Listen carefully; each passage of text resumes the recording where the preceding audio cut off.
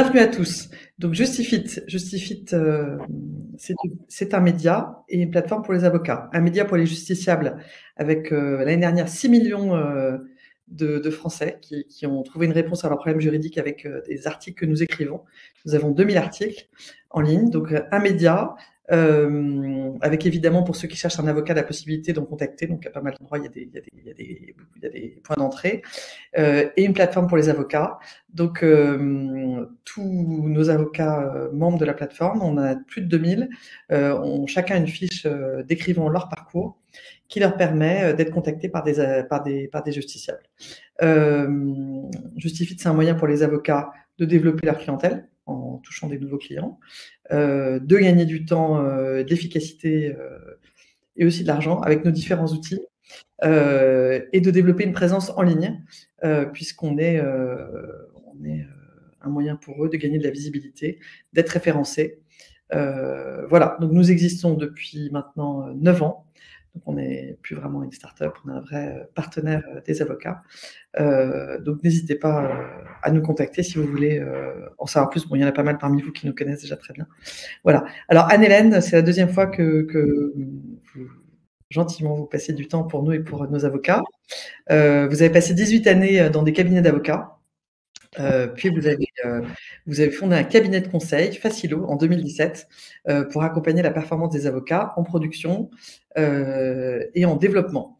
On avait déjà passé un moment ensemble sur la gestion du temps, l'optimisation du temps, et cette fois-ci, ça va être sur la gestion financière. Exactement. Voilà, donc je vous donne la parole. Ok, merci beaucoup Pauline. Donc ravie de vous retrouver tous ce midi. Donc effectivement, vous avez présenté Facilo, donc je m'attarde pas. Mais globalement, si vous voulez développer votre chiffre d'affaires tout en ayant des journées allégées, voilà. On est un cabinet de conseil exclusivement orienté sur les cabinets d'avocats. Et donc on va rentrer, si vous êtes ok, directement dans le vif du sujet. De toute façon, à la fin, vous verrez, vous aurez toutes mes coordonnées. Donc si vous souhaitez qu'on en discute, on pourra y revenir. Alors, est-ce que le défilement fonctionne bien? Alors moi, je peux le dérouler, Anne-Hélène. En Ouais, haut, il y a marqué ça y est. positif. Voilà. Alors, les problèmes que l'on rencontre généralement dans un cabinet d'avocats, et ce que je vous propose, c'est de prendre un papier, un crayon et de vous dire: «Ah oui, ça, OK, ça me concerne» ou «Ça, au contraire, non, tout va bien». Bien sûr, la liste n'est pas exhaustive, hein, on est 1re typologie de problématique, c'est sur la partie vente. Le fait de ne pas avoir d'offres, le fait avoir du mal à parler d'argent. C'est vrai que c'est quelque chose que moi, je peux voir beaucoup dans la profession. Des difficultés aussi à fixer un prix. Alors, est-ce que je lui prends plus cher, moins cher? Et finalement, on ne connaît pas réellement son taux horaire et ça, on va y revenir dans quelques instants. Les conséquences, c'est des pertes d'opportunités. C'est qu'on peut passer beaucoup de temps à fixer des prix, à faire ses conventions d'honoraires et puis ça a un impact typiquement sur la facturation à venir. Première typologie de problématique qu'on peut voir régulièrement. Deuxième typologie de problématique, le fait d'avoir un process commercial qui soit flou, c'est-à-dire qu'entre le premier contact et la signature de la convention, une fois je fais comme ci, une fois je fais comme ça, j'ai pas de modèle, enfin c'est un peu flou tout ça. Les conséquences, c'est qu'on passe beaucoup de temps, ça a un impact direct sur la rentabilité et puis on peut perdre des prospects parce que tout simplement on peut oublier, la méthode du post-it sur le dossier, les post-it ça s'envole, ça se perd. Clairement, c'est perfectible. Troisième typologie de problématique, le temps qui n'est pas saisi. Ça, pareil, je vais y revenir. Souvent, on me dit: «Oui, mais moi, je saisis pas mon temps parce que je ne facture pas au temps passé». J'ai envie de vous dire qu'il y a pas de rapport. Voilà, le temps non saisi ou saisi tardivement, ça peut avoir un impact direct sur la facturation. Et puis, clairement, la rentabilité, elle est pas possible à calculer. C'est-à-dire que même si vous travaillez au forfait, si vous vendez un forfait à 1 000 €, mais que vous ne savez pas si vous passez l'équivalent de 500 € ou de 5 000 €, forcément l'impact sur la rentabilité va être assez, direct. On va y revenir après. Facturation tardive, vous faites un dossier au mois de janvier, vous le facturez au mois de décembre, je dis n'importe quoi. Déjà, ça va être plus difficile, de se faire payer et puis ça a un impact sur la trésorerie parce que ça veut dire que vous faites la banque de vos clients. Vous leur avancez l'argent. Vous êtes sympa quand même, hein, mais bon, en termes de rentabilité, c'est pas génial. Alors, Anne-Hélène, je vous Oui, interromps une seconde. Il y a une question sur le côté. Je ne sais pas pourquoi je n'arrive plus à écrire sur le chat. Vous n'allez pas recevoir les slides, mais nous allons vous envoyer à la suite de ce webinaire un replay du webinaire. Donc, vous pourrez le re-regarder. Il sera sur notre média à destination des avocats, Maîtrise par Justifit, avec un article récapitulatif. Donc, si vous avez envie de refaire l'exercice ou de le faire faire à des collaborateurs, vous pourrez resuivre ce webinaire autant de fois que vous le voulez. Voilà. tout à fait. Désolée. Pas de souci. Problématique suivante, des temps ou des missions qui ne sont pas facturés. Bah, typiquement, l'impact, il est assez, assez direct et assez simple à comprendre, hein. C'est que c'est du chiffre d'affaires perdu. Vous travaillez gratuitement. La saisie de temps aussi après la facturation, chiffre d'affaires perdu, rentabilité difficile à calculer, puis impact sur la trésorerie encore une fois. Retard de paiement, je l'ai dit, hein, si vous faites payer plus tard, bah, ça veut dire que vous faites la banque pour vos clients. Impact sur la trésorerie encore une fois et risque d'impayé.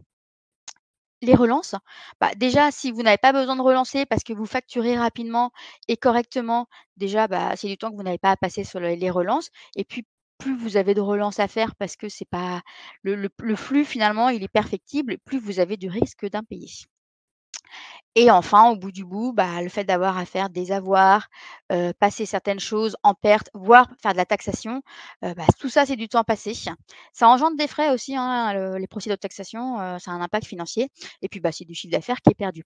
Donc peut-être n'avez-vous bien sûr pas toutes ces problématiques, en tout cas je l'espère, mais l'idée déjà, c'est de voir un petit peu où est-ce que vous vous situez et où est-ce que déjà vous pourriez avoir des pistes d'amélioration. Voilà. Maintenant qu'on a identifié quelques problématiques potentielles, on va parler rapidement du temps. Donc effectivement, on a déjà fait un webinaire dessus, donc je vais pas vous parler des grandes règles du temps, et cetera, et cetera.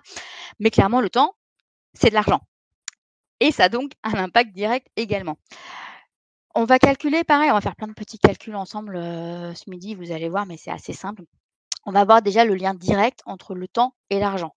Ça peut sembler évident, mais dites-vous: «OK, moi, dans ma journée, combien est-ce que potentiellement je perds de temps de manière générale parce que les actions du quotidien, elles sont pas fluides, pas efficaces à mon niveau et au niveau de mon équipe également si j'en ai une?»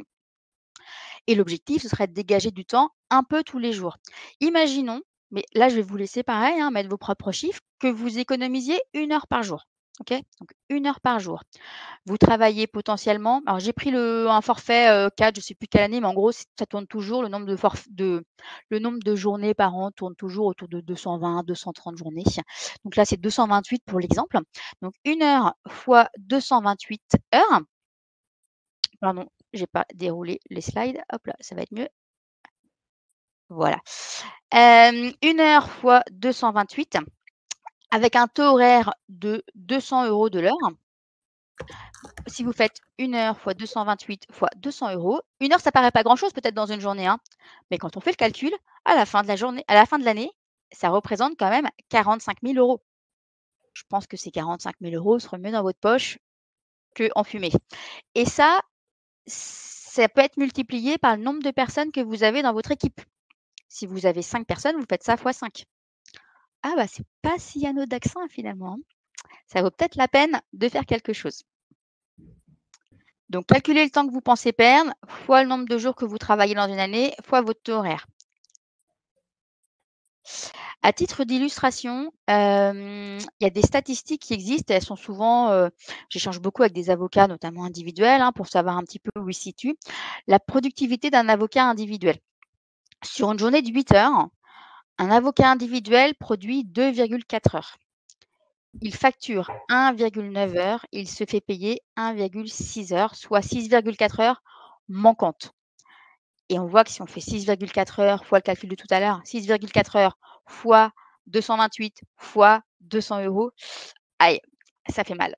On peut faire le calcul aussi en sens inverse, hein. Vous prenez si vous ne savez pas si vous vous retrouvez dans ces chiffres ou pas, vous prenez votre chiffre d'affaires, vous le divisez par 228 et vous regardez un petit peu si vous retombez ou pas là-dessus. Généralement, c'est assez révélateur. Ça vous permet au moins de savoir un petit peu où vous vous situez. Clairement, quand on voit ça, on se dit: «C'est du gâchis», mais heureusement, on peut y remédier, hein, l'objectif, c'est pas de vous déprimer, bien évidemment, ce midi, mais de prendre conscience un petit peu des choses et que, on peut faire autrement. Ça va, c'est clair, hein? Alors n'hésitez pas à intervenir et peut-être à nous dire sur le chat si vous avez déjà fait cet exercice. Enfin, j'imagine que vous l'avez fait, de diviser votre nombre d'heures de travail par, votre chiffre d'affaires. Mais, alors, on a des réponses. Oui, oui, c'est clair, merci. OK. OK. Et est-ce que vous l'aviez déjà fait? Est-ce que vous aviez fait ce calcul? Est-ce que ça vous semble évident ou est-ce que finalement, vous n'avez pas forcément mis en perspective comme ça? Bon, continue Anne-Claire. Ça marche, merci. Et ensuite, donc l'idée, c'est vraiment de passer de «je sens» à «je sais comment ça fonctionne». Donc là, c'est mesurer pour savoir. Donc, à quoi ça sert de mesurer? Donc, comme je viens de le dire, c'est de passer «je sens» à «je sais». On ne peut pas piloter un cabinet sur juste des intuitions, des perceptions. Donc, c'est important d'avoir des éléments factuels.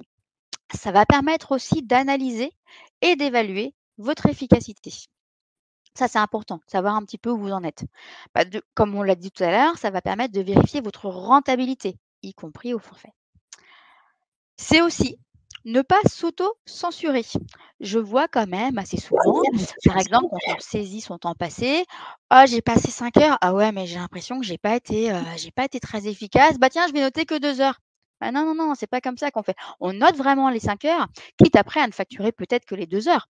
Mais c'est important de noter exactement ce qu'on fait pour se rendre compte. Alors peut-être qu'il y a des fois où on n'est pas assez efficace parce qu'on n'a pas les bonnes méthodes, les bons outils.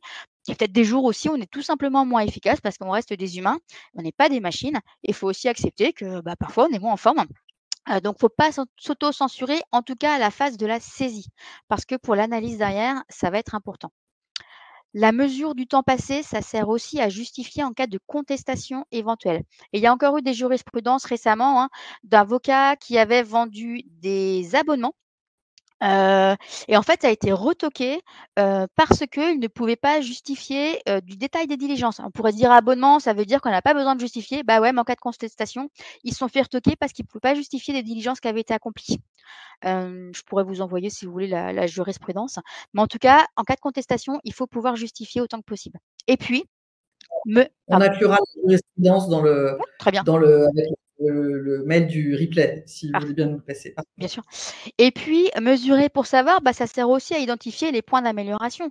Comme je le disais il y a quelques instants, si je passe 5 heures à faire quelque chose et je me dis: «Ça me paraît beaucoup quand même», bah, peut-être que je pourrais le faire qu'en 2 ou 3 heures et ça, il y a qu'en mesurant que je vais vraiment me rendre compte de la réalité.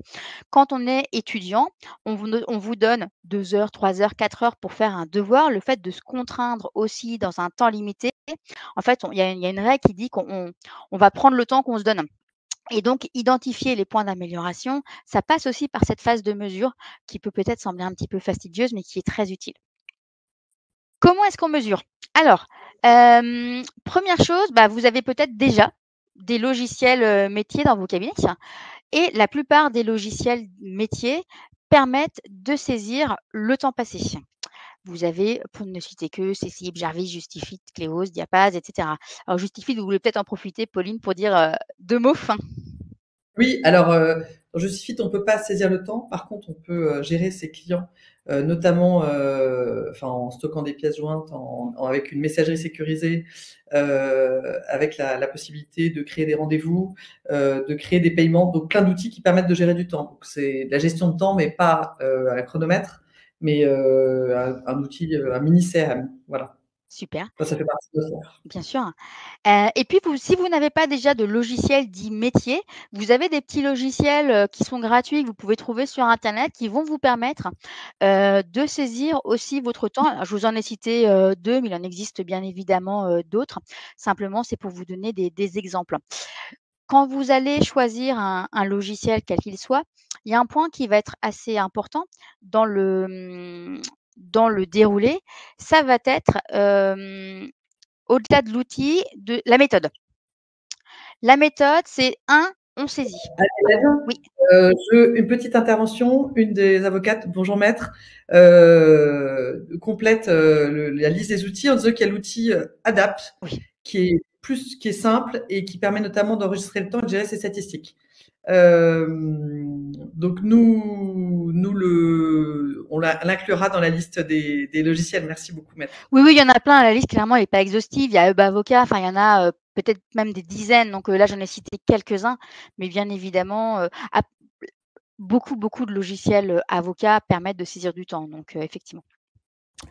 La méthode, alors, elle repose en 3 temps et souvent, on s'arrête au premier. La première phase, c'est de saisir. Ça peut paraître évident. Alors pour la saisie, l'idéal, bien évidemment, c'est de le faire tout le temps et pour tout. Maintenant, un jour j'irai vivre en théorie parce que là-bas tout se passe bien. Dans la réalité, ça ne se passe pas toujours comme ça. Vous avez plusieurs solutions. Soit vous le faites effectivement tout le temps parce que vous y arrivez, et cetera, parfait. Sinon, vous pouvez le faire aussi par système d'échantillonnage. Alors c'est un peu moins efficace, mais c'est clairement mieux que rien. Par exemple, vous le faites sur le prochain dossier d'un domaine d'expertise et c'est sur ce dossier-là que vous allez déjà vérifier un petit peu la rentabilité. Ou alors vous le faites sur une période donnée. Vous dites: «Bah, voilà, heu, du 1er au 30 juin, je vais aller mesurer le temps que je passe à la gestion du cabinet». Parce que la saisie ne s'arrête pas à la gestion des dossiers. C'est hyper intéressant de savoir combien de temps vous passez à faire, de la communication, de l'administratif et cetera. Donc la saisie tout le temps, par échantillonnage, et sur quel thème? Voilà, gestion de dossier, mais aussi tout le reste. Deuxième partie, l'analyse. L'analyse, encore une fois, elle peut se faire de plusieurs manières. Ça peut être une analyse périodique. Tous les semestres, je vais aller sortir les temps et je vais analyser. Ça peut être tous les ans, à vous de voir à quelle fréquence vous le voulez faire. Ça peut être au semestre au début, annuel ensuite. Enfin voilà, le rythme, c'est vous qui allez le donner, hein. Et puis, il y a l'analyse en fin de dossier. Euh, un peu en mode, retour d'expérience. J'ai fini un dossier, et beh, je vais aller regarder finalement, j'ai facturé ça, j'ai passé ça en temps, mes collaborateurs ont passé ça en temps, est-ce qu'on est rentable ou pas? Donc les 2 sont complémentaires, j'ai envie de dire. Et ça va permettre d'ajuster. C'est-à-dire que si vous avez vendu une mission à 1 000 € et que vous avez passé plutôt 2 000 € en temps passé, bah, ça va vous permettre d'ajuster. C'est-à-dire que la prochaine fois, il y a 2 solutions, enfin et elles sont cumulatives. Passer moins de temps, vendre plus cher. Et c'est peut-être un peu entre les 2 que se situe la réalité, à vous de voir. Mais si on ne fait pas ce travail, finalement, on ne peut pas s'améliorer. Vous pouvez éternellement vendre des dossiers à 1 000 € quand vous passez 2 000 et là, la rentabilité, clairement, elle est impactée. Donc ce cycle-là, saisie, analyse et ajuster les prochaines fois, c'est ce cercle un petit peu vertueux qui va clairement permettre d'améliorer la rentabilité. Et un point important, également, ça va être pour pas passer votre vie, à faire de l'analyse, parce que votre cœur de métier, c'est quand même d'être avocat, c'est pas de saisir des fichiers Excel et compagnie. Ce qui va être important, c'est la partie paramétrage. De vous dire: «OK, l'idéal, c'est quand même de créer des grandes catégories». Alors là, ce que vous apercevez à l'écran, ce sont mes catégories. Gestion des dossiers, l'analyse du dossier, enfin l'ouverture, la gestion documentaire, le financier, l'agenda et cetera. Essayez de découper un petit peu comme ça les différentes étapes. Faites pareil pour la gestion du cabinet, pour le développement et cetera. À quoi ça sert? Eh bien, en fait, si vous enregistrez votre temps dans des catégories, imaginons que vous ayez 100 lignes de saisie, vous n'allez pas besoin de faire une analyse complètement à la main. Vous allez déjà avoir des grandes tendances, vous allez déjà voir que la partie développement prend tant de temps, la partie gestion des dossiers prend tant de temps et ça va beaucoup faciliter derrière le travail de compréhension. Mais ça, si vous ne le faites pas dès le départ, après ça va être compliqué. Donc c'est vraiment du temps qu'il est intéressant d'investir au début pour que l'analyse derrière soit beaucoup plus efficace.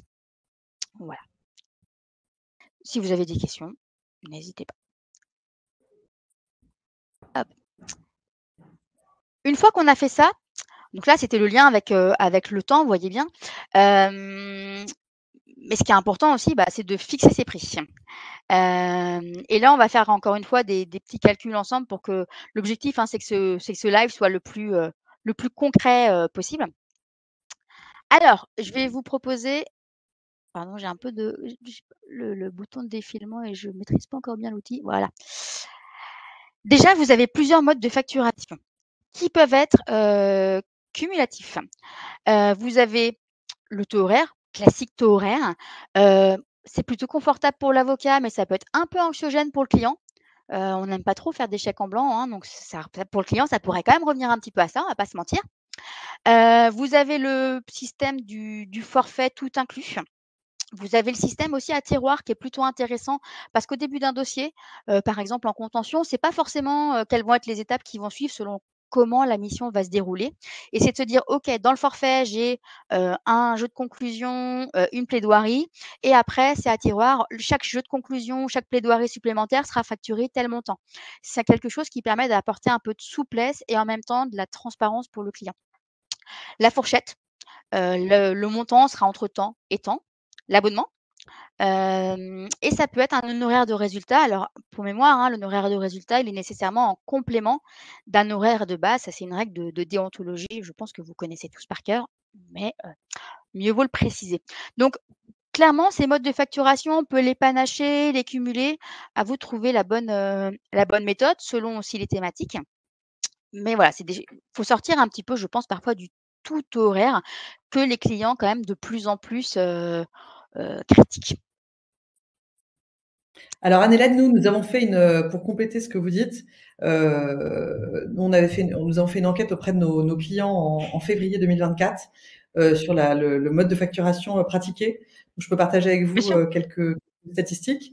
Donc la facturation à taux horaire est dominante chez 65% des avocats. D'accord. 63% des avocats pratiquent un forfait fixe plus un honoraire de résultat. Et 57% de nos avocats pratiquent le forfait fixe simple. D'accord. Donc ils alternent entre ces trois modes de facturation.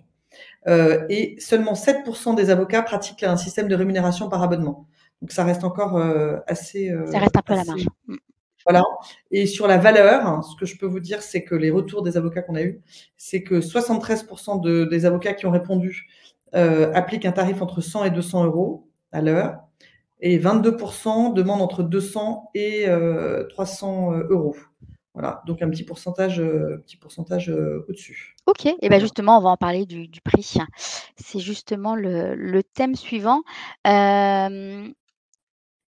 Voilà, et notamment la première étape, on va faire plusieurs petits calculs, enfin plusieurs calculs ensemble, c'est de calculer votre objectif de chiffre d'affaires minimum. Le montant en dessous duquel vous n'êtes pas rentable. Pour ça, je vous le donne dans les grandes lignes pour que vous compreniez le principe. Vous prenez déjà les charges du cabinet, les locaux, les ordinateurs, les logiciels, les assurances, les cotisations ordinales, tout ce qui est un peu les coûts fixes du cabinet. Ajoutez à ça les rémunérations et les charges sociales. Alors, de vous et de votre équipe si vous en avez une. Vos charges sociales vont varier en fonction de la rémunération. Donc, c'est pour ça qu'on le met un petit peu à part. Et vous allez aussi penser aussi à rajouter les investissements. Un cabinet d'avocats, c'est une entreprise. Une entreprise qui n'investit pas, c'est pas très bon, c'est pas un très bon signe. Investissement, ça peut être un nouveau site web, ça peut être de la formation, ça peut être des projets en fait en général. Donc c'est important aussi de prévoir cette case. Si vous ne le prévoyez pas, voilà. Donc déjà, calculez votre objectif de chiffre minimal et ça va être un montant annuel. Première étape. L'étape suivante consiste à calculer votre taux horaire réel. Qu'est-ce que je veux dire par là? La plupart des avocats ont un seul taux horaire, qui est le taux horaire vendu. Je pense que c'est une erreur. Parce que c'est important de savoir, combien, vous coûtez quelque part. Dans beaucoup de métiers, on parle de TJM, le taux journalier moyen. Les avocats, c'est plutôt du taux horaire, mais peu importe, le principe est le même. Donc pour ça, vous avez votre objectif annuel, le montant qu'on vient de calculer en 1, d'accord? Donc ça, c'est un montant annuel. Après, vous calculez combien vous prenez de vacances, à peu près, hein. Vous n'êtes pas, salarié, donc c'est peut-être pas à 3 jours près. Mais en gros, les charges, elles, vous les avez tous les mois. Par contre, le chiffre d'affaires, peut-être que ça va être sur 10 ou 11 mois parce que vous considérez que vous prenez des vacances en août, vous prenez des vacances vacances scolaires pour les enfants, et cetera. Donc essayez de calculer à peu près combien vous prenez de vacances pour avoir un montant qui tienne compte de ça. Ça vous donne un montant par mois et ensuite vous le calculez éventuellement pour chaque semaine, ça vous donne un montant. Une fois que vous avez ce montant par semaine, essayez d'estimer, je vous ai donné un chiffre tout à l'heure, hein, sur le nombre d'heures facturées par semaine, par jour. Donc vous pouvez partir de ça si vous voulez, mais sinon, l'idée en fait, c'est qu'au début, vous fassiez un calcul, même s'il est un petit peu à la louche, c'est pas très grave. Ce chiffre, vous pourrez, l'affiner au fur et à mesure que vous allez vous rendre compte de la réalité. C'est pour ça que c'est intéressant aussi de passer de «je sens» à «je sais». vous déclinez ce chiffre pour avoir un nombre d'heures facturées par jour et ça vous donnera votre taux horaire réel. C'est le montant en dessous duquel vous ne pouvez pas vendre, sinon vous ne serez pas rentable. Ou alors de façon très exceptionnelle, parce que vous savez par exemple que c'est un effort commercial et que vous allez vous rattraper derrière. Mais si vous ne connaissez pas ce montant, vous pouvez vendre finalement peut-être à chaque fois en dessous du seuil de ce montant de rentabilité. Donc c'est important de le savoir. Et il est à ne pas confondre, comme je le disais, avec le montant que vous allez vendre. D'accord? Donc le montant que vous allez vendre, c'est votre coût horaire réel, comme on vient de l'évoquer. Et après, on me dit souvent: «Comment est-ce qu'on fixe un tarif?» Et ça, c'est une vraie question. Première chose, il faut quand même tenir compte du prix du marché. Si vous êtes à Paris, votre taux horaire vendu ne sera peut-être pas le même que si vous êtes, en région. Donc il faut tenir compte de ça. Il faut éventuellement, vous allez rechercher sur Google, vous allez demander à vos confrères. Il ne faut pas hésiter à vous renseigner un petit peu autour de vous sur les taux pratiqués, parce qu'il faut quand même qu'il y ait une réalité du terrain. Un restaurant, quand il fixe son prix, il le fixe en fonction de critères. Donc comme on l'a dit, le montant, réel, donc prix locaux, matières premières, salariés et cetera. Mais il tient compte aussi du prix facturé par les autres restaurants. C'est quand même un critère. Ça vous donne en tout cas une indication. Et ensuite, vous allez tenir compte, extrêmement important, de la valeur apportée. La valeur apportée, qu'est-ce que c'est? C'est votre expertise et votre expérience pour faire une chose. Par exemple, si vous faites un pacte d'associés, si vous avez 20 ans d'expérience, le résultat ne sera pas le même que si vous êtes un jeune avocat qui n'est pas expert. Ok. Donc, il faut tenir compte de ça. C'est Steve Jobs, je crois, qui disait si je vous le fais en 5 minutes, c'est parce que j'ai 20 ans d'expérience derrière. Et c'est en ça aussi que le taux horaire, il n'est pas très vertueux. C'est qu'en fait, plus on gagne en expérience, etc., et plus on fait les choses vite et bien. Donc, finalement, c'est en ça que c'est pas complètement optimal, je pense. Donc, on tient compte de sa valeur ajoutée, expertise, expérience. Et un truc super important, on ne fixe pas son prix en fonction de la confiance que l'on a en soi. Ça, c'est quand même quelque chose qu'on voit, souvent. On ne fait pas d'auto-sabotage parce que, je n'ai pas confiance en moi, j'ai l'impression que je ne sais pas parler d'argent et donc je vais faire un prix toujours plus bas. Ça, il faut arrêter. S'il y a un tiers des avocats qui quittent la profession dans les 10 premières années, c'est aussi parce que beaucoup gagnent pas d'argent. Donc ça, c'est pas possible. OK? Et l'idéal, c'est d'avoir des offres. Pourquoi? Parce que ça permet de se détacher autant que possible du temps passé. Finalement, le temps passé, le client final, ça lui importe peu. Ce qu'il veut, le client, c'est quoi? C'est des solutions. C'est pas du temps. Lui, il veut des solutions. Il arrive avec un problème, et il veut que ce problème soit résolu. Donc, quand on parle d'offres, il ne faut pas confondre d'avoir, vous, construit une offre qui vous permette d'être clair dans votre discours, de savoir combien vous allez vendre telle ou telle chose, d'être efficace aussi sur la partie production parce que ce sera fluide, etc. C'est à ne pas confondre avec la partie marketing qui sera potentiellement affichée sur le site internet. Ok. Parce que souvent, quand je parle d'offres, on me dit oui, mais moi, je ne veux pas mettre mon prix sur internet. C'est pas la même chose. Donc, bien sûr, on peut avoir des offres sans mettre le prix précis sur le site. Vous vendez du service, de la prestation juridique, pas du produit. C'est pas grave si le prix n'est pas sur le site. C'est important de distinguer les deux. Mais par contre, ça vous permettra de passer moins de temps à vous dire combien je vais lui prendre, d'être plus clair, d'être plus efficace. Enfin, ça a beaucoup, beaucoup d'avantages et ça permet de se détacher un peu de ce fameux temps et d'aller directement à la valeur perçue. D'accord? Je ne sais pas s'il y a des questions peut-être? Est-ce que, Anne-Hélène, vous Oui. pouvez donner un exemple d'offre Bien concret? sûr. En plus, alors je ne l'ai pas dit, ça a un autre avantage, c'est que ça permet de ne pas intervenir qu'en mode pompier. Je vais prendre l'exemple d'un avocat en droit du travail, parce que ça, c'est un truc que j'ai assez souvent. Le truc classique, c'est: je suis avocat, j'attends à mon bureau que le client potentiel, identifie sa problématique, identifie l'avocat et vienne frapper: «Bonjour, j'ai un problème avec mon salarié, qui veut partir» et cetera et là, je me suis rendu compte que le contrat était pas bon. Créer une offre, ça peut aussi permettre d'être plus en amont et de faire de la prévention plutôt que, d'arriver quand c'est trop tard. Donc par exemple, en droit du travail, il y a plein d'exemples, hein, j'en donne un. En droit du travail, ce serait, de faire une espèce de de mini-audit, on peut l'appeler comme ça, mais pas que documentaire, hein, et d'aller regarder dans les contrats de travail si les clauses, elles sont bonnes, etc. Et finalement, ça va apporter vraiment une vraie valeur au client. Moi, je sais que si j'ai tant ou tant de salariés en face, eh ben, je me suis fait ma petite grille et donc je sais exactement, combien je vais facturer. Et dans la partie production, l'autre avantage, c'est que mes trames, elles sont prêtes. Donc j'ai plus qu'à remplir, j'ai ma checklist des différents documents analysés, j'ai ma trame de restitution et donc je vais aussi être plus efficace dans la restitution.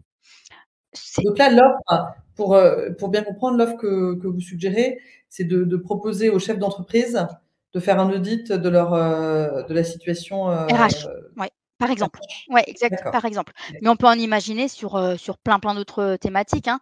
Mais ça a beaucoup d'avantages à la fois pour la partie vente, enfin la partie com, la partie vente et la partie production aussi. En fait, ça a que des avantages. Et on peut aussi plus facilement déléguer parce qu'il y a une partie, plus vous avez un peu processé la production, c'est-à-dire si vous avez une checklist, si vous avez des trames, et cetera, vous allez aussi plus facilement pouvoir déléguer, par exemple, à un collaborateur qui est un peu moins senior que vous. Enfin, il y a quasiment que des avantages. Mais c'est vrai que, alors, en fait, c'est pas quelque chose auquel les avocats sont trop habitués, de fonctionner avec des offres comme ça. Mais croyez-moi, en fait, la question du prix, c'est une question finalement de valeur perçue. Plus la valeur perçue va être forte et plus vous allez pouvoir facturer, correctement. Voilà. Alors, nous qui sommes en contact avec beaucoup d'avocats, les packs qu'on peut voir régulièrement, c'est en droit de la famille, sur le divorce. Mmh, Par exemple, typiquement. le divorce pour Ouais, consentement mutuel, et dans le droit routier. Il oui, y a pas mal de packs là-dessus. Mais c'est vrai qu'être créatif et aller sur d'autres domaines peut sûrement, pour les clients, moi étant, je connais bien les avocats, mais je suis souvent cliente aussi. C'est vrai qu'on peut parfois, la perception du client peut être que c'est opaque et qu'on ne comprend pas très bien comment ça marche, et on est très content quand au début, on sait où on va. Voilà. exactement. Ah bah, Ou de clairement. recevoir une facture à la fin où c'était pas trop attendu à ce montant-là. Voilà. Éviter cette surprise du client peut être pas mal. Mais complètement. Non, franchement, je pense que d'avoir des offres comme ça, c'est ça à mon sens, ça n'a que des avantages. Alors, on va me dire: «Oui, mais chaque mission est différente», et cetera. En vrai, il y a quand même souvent un fil conducteur qui est proche. Après, on peut avoir un tronc commun au niveau de l'offre avec après des variantes, bien évidemment. Mais il y a quand même un vrai travail à faire. Mais ça nécessite de bien avoir identifié son client, ses problématiques et comment on va y répondre. Donc il y a quand même un travail avec une vraie méthode derrière. Mais c'est vrai que c'est quelque chose qui est hyper intéressant. Ensuite, une fois que vous avez fait tout ça, vous allez calculer, votre objectif. Donc vous avez fait vos coûts, et vous devez vous mettre un objectif, et cet objectif, il doit être SMART. SMART, pour ceux qui ne connaîtraient pas, ça veut dire spécifique, mesurable, atteignable, réaliste. Réaliste, il est souvent confondu avec le suivant, avec, atteignable, pardon. Réaliste, c'est au sens de relevant, c'est-à-dire qui ait du sens, et temporel. Je vous donne un exemple très concret. Je vais aller me mettre un objectif SMART de chiffre d'affaires minimum, en dessous duquel je ne dois pas passer, et de chiffre d'affaires visé, avec ma petite marge parce que je veux me faire plaisir à la fin de l'année. OK? Et donc, je vais me dire, au second semestre, je veux un chiffre d'affaires mensuel de X euros hors taxe. Ça, c'est SMART. C'est spécifique. Si je le lis, je le comprends. C'est mesurable. Voilà, j'ai un chiffre. Atteignable, bah, à vous de voir, si vous facturez aujourd'hui 5 000 € et que vous mettez 50 000 pour le mois prochain, c'est peut-être pas atteignable, à vous de voir où vous voulez mettre la barre. C'est réaliste, c'est-à-dire que ça a du sens, et c'est temporel, je veux le faire sur ce semestre-là. Ce qui veut dire que derrière, je vais pouvoir me faire un petit tableau de bord ou le suivre dans mon outil. Je sais que je veux tant, bah, tous les mois, je vais pouvoir aller regarder où j'en suis. Encore une fois, on passe de je sens à je sais. Et ça ne fonctionne que si on a des objectifs qui sont smart. Souvent, en fait, on n'a pas d'objectifs ou très peu d'objectifs. Et ça, bah, ça marche pas. En fait, c'est un peu, en saut en hauteur. S'il y a pas de barre, en fait, il y a des c'est prouvé, hein, s'il y a pas de barre, on saute beaucoup moins haut que si on met une barre. Là, c'est exactement la même chose. Il vous faut une barre. OK. Alors, une intervention de Maître de l'Espinay. Bonjour Maître. Pour des procédures, donc vous dites que vous faites des forfaits par étape procédurale. Euh, on facture bien, mais c'est plus doux pour le client, effectivement, avec les différentes phases. Donc AOMP, c'est assignation,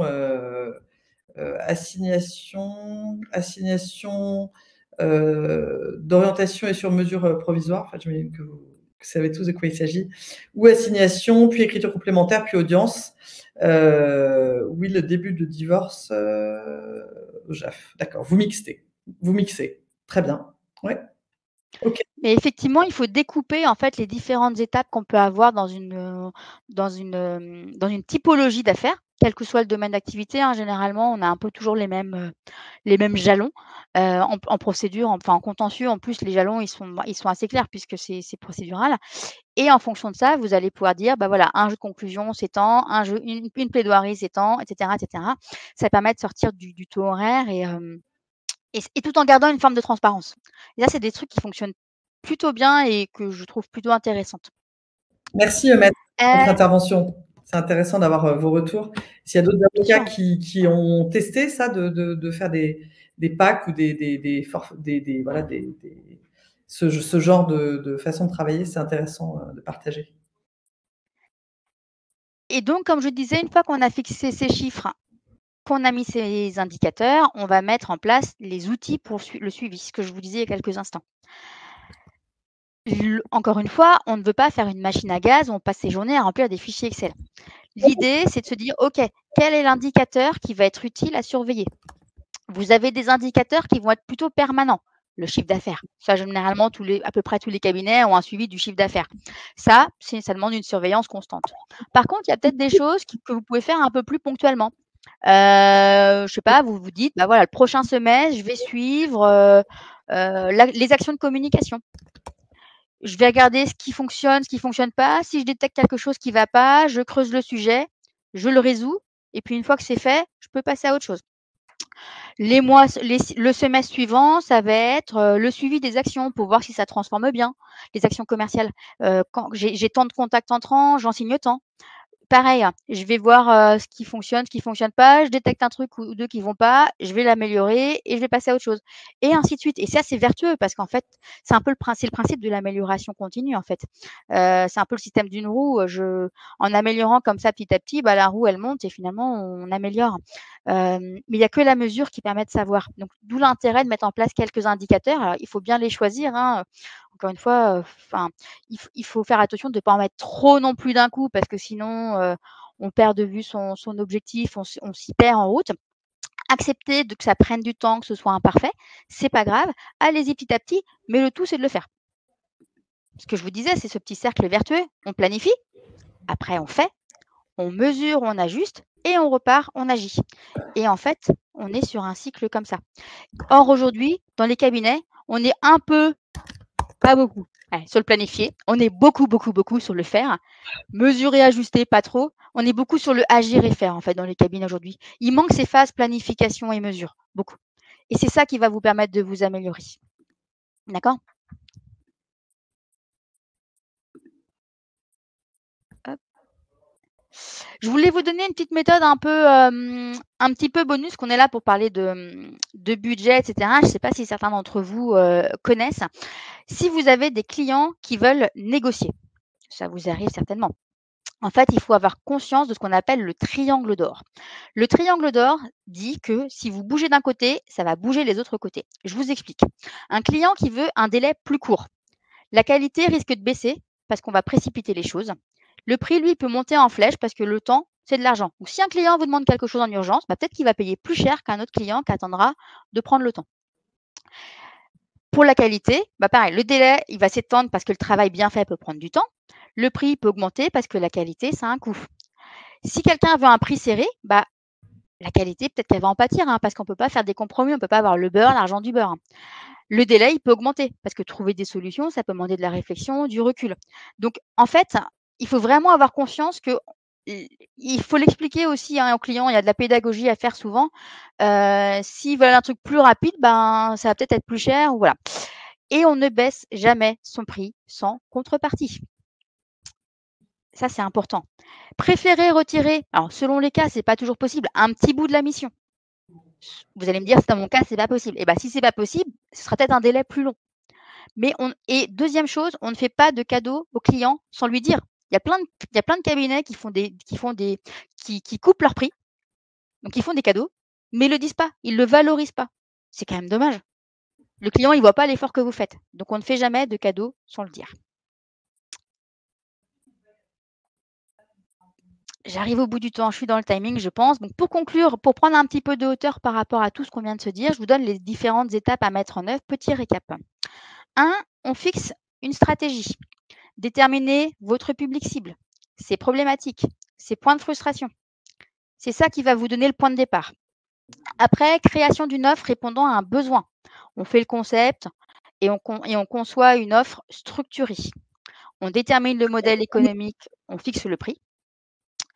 On met en place le process de vente avec les différentes phases, comme je disais, du premier contact jusqu'à la signature de la convention, pour que ce soit fluide, efficace et que j'ai pas des messages dans tous les sens et que j'en perde et que j'en oublie, etc. L'entretien de vente, c'est construire un outil d'aide à la vente finalement. Quels arguments, à quel moment, etc. pour éviter qu'on ne parle pas d'argent, ce qu'on voit encore, ou alors j'en parle un petit peu à la fin du rendez-vous en mode je me cache et je suis pas du tout à l'aise. L'entretien de vente, il permet d'avoir les bons arguments. Je sais que beaucoup d'avocats, vous n'avez pas été formés à tout ça. Et vous pouvez avoir un peu l'impression une peur un peu de faire un vendeur de tapis, quoi. Mais c'est pas du tout ça. Mais vous êtes des entrepreneurs. Si vous ne parlez pas d'argent ou si vous en parlez comme ça, c'est quand même une problématique pour le côté financier, rentabilité du cabinet. Il y a plein de, je reprends pas les exemples du début, mais c'est important d'être à l'aise. Ça donne une certaine assise et ça rassure en plus le client quelque part quand vous êtes sûr de vous. Alors pas non plus l'ego surdimensionné, je dis pas ça, mais quand on est un peu comme ça, quand on parle, c'est un côté un peu potentiellement anxiogène en plus pour le client qui est en face, qui a l'impression que c'est un peu du bricolage, quoi. Et puis une fois qu'on a fait tout ça, on n'arrête pas, on repasse sur mesure, etc. Donc on suit le lancement, on voit ce qui fonctionne bien, ce qui fonctionne pas, on ajuste, pardon, et on continue à avancer ainsi. Et comme je disais donc, c'est le principe de l'amélioration continue. N'essayez pas de tout mettre en place, tout de suite là maintenant en partant dans tous les sens, vous allez vous épuiser. C'est un peu comme monter une échelle sur le petit dessin dont les barreaux seraient très éloignés. On se dit: «Oh, on n'a même pas commencé qu'on est déjà épuisé et du coup on fait rien». L'objectif, c'est de faire des plus petits barreaux, plus accessibles, plus faciles à monter. Le plus dur, souvent, c'est de démarrer. Donc, commencez par faire un truc et puis une fois que ce sera fait, vous passerez à autre chose et ainsi de suite. Le tout, c'est d'avancer. Voilà. Donc, quand ce webinaire se termine, vous prenez votre agenda et vous bloquez 1 heure, 2 heures dans les prochains jours, voire les prochaines semaines si vraiment vous n'avez pas le temps tout de suite là maintenant. Mais bloquez du temps pour faire ces calculs et pour reprendre tout ce qu'on vient de se dire parce que sinon, qu'est-ce qui va se passer? Ça va être classé dans le fond d'un tiroir et ça ne ressortira jamais et ce serait quand même dommage que vous ne soyez pas rentable. Voilà, j'ai fini mon petit propos, vous avez toutes mes coordonnées. Pour info, pour ceux qui voudraient aller plus loin, la première séance de travail, donc 1h30, elle est offerte. Donc si vous voulez qu'on prenne le temps de repasser tout ça en revue et plus encore de manière, individuelle et posée, vous avez le lien qui est à l'écran. Voilà, je suis à votre dispo pour les questions. Super. Merci Anne-Hélène, merci beaucoup pour cette intervention. Alors moi j'ajouterais que un des moyens pour se faire payer, c'est d'utiliser des moyens de paiement qui font que les justiciables payent et c'est pour ça qu'on a développé une solution de paiement en ligne chez Justifit qui est intégrée dans leur abonnement et qui leur permet d'envoyer très facilement en 2 clics leur demande de paiement. Ça permet de réduire le temps de recouvrement de leur facture. Voilà. Donc, tout ce qui est en amont, puis aussi à la fin, se faire payer. Pour ne plus avoir seulement 1,6 heures de travail payé par, comme tu le disais au début. C'est ça. Donc, nous allons vous envoyer le replay du webinaire avec un article récapitulatif. Merci pour les outils de CRM que vous nous avez donnés, on les ajoutera dans la liste. Alors, je vois qu'il y a peut-être une question. Bonjour maître, donc c'est pas une question. N'hésitez pas aussi à consulter tous les webinaires que nous avons faits dans le passé et tous les articles que nous écrivons sur notre site Maîtrise pour Justifit, dont vous aurez le lien. Donc, c'est notre média à destination des avocats. On a fait plus d'une trentaine de webinaires, donc il y a pas mal de contenu.